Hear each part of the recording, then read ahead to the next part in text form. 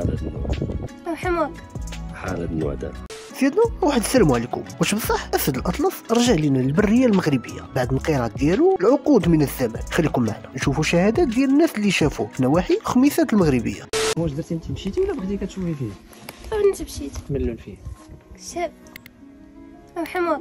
لازم هنا ما حتى فيه حتى ديما جلا وطيح فوق الحجر. لازم هنا صافي عرفت ضرباتو تتوعى المعيد. تبعوها المعيد تبعوها المعيد دقيق. هو خاوي خاوي جابو خاويين.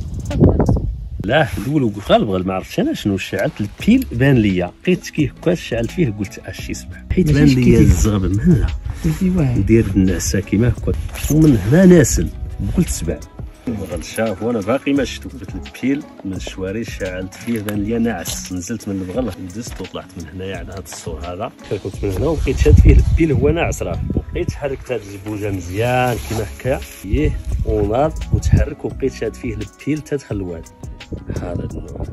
هذا النوع ده. وكيف العاده خلونا لنا ارائكم وتعليقاتكم حول هذا الموضوع وتابعونا على قناه ميكرو مغربي.